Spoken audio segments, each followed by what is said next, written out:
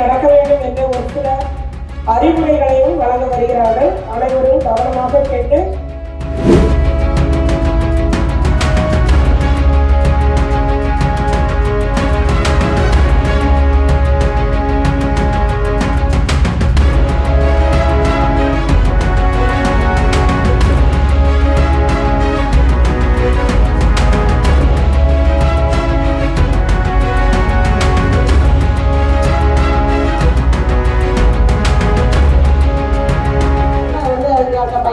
Love பண்ணுறான், இல்லை அவங்க பொண்ணுக்கெல்லாம் பேசிட்டுருக்கான், இல்லை நாங்கள் ஸ்கூல் விட்டு போகும்போது அவங்க பொம்மல் குடிக்கணும் ஆமாம் பசங்க எங்களை கிண்டல் அடிக்கிறாங்க அப்படின்னு சொல்கிறாங்க, இல்லை எங்களை பின்தொடர்ந்து வராங்க அப்படி இருந்தால் நீங்கள் வந்து நேரடியாக எங்களுக்கு கால் பண்ணலாம்.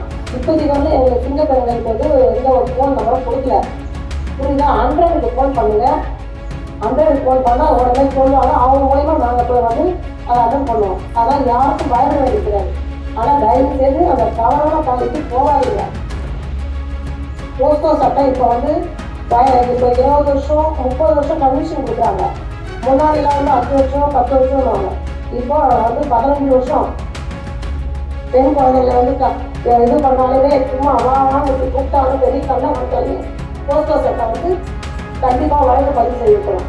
அதனால அதுக்கு நம்ம கொஞ்சம் டிசிப்ளினாக இருக்கணும். நம்ம வந்து எதுக்காக இருக்கோம்? படிக்கிறதுக்கு வந்திருக்கோம். படித்தா வேலைக்கு போக போகிறோம். வேலைக்கு போயிட்டு நம்ம குடும்பத்தை காப்பாற்றுவோம். அதுக்காக தான் நம்ம வேலைக்கு வருது. ஒரு பேரண்ட்ஸ் நேரம் நம்ம பசங்களை ஸ்கூல் போயிட்டாங்க அப்படின்னு நினைப்பாங்க. ஆனால் நீங்கள் என்ன பண்ணுறீங்க? இங்கே வந்து கூட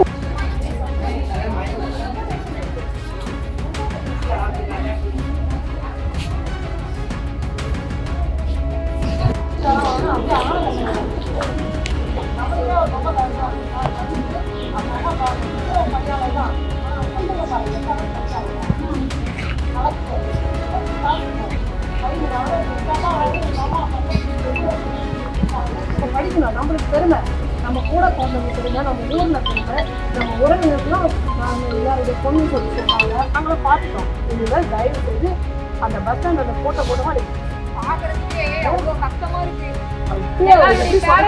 கூலி வேலை செய்யறவங்க விவசாயம் அந்த மாதிரி தானே இருப்பாங்க.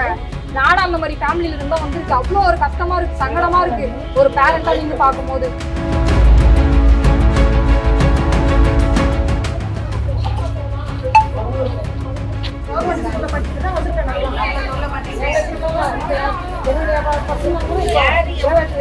படிக்க வைக்கலாம்.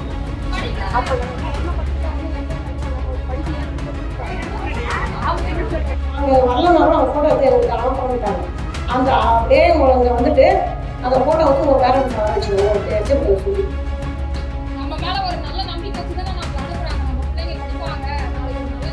இன்னைக்கு வாழ்க்கை உங்களுக்கு சொல்லியாச்சு.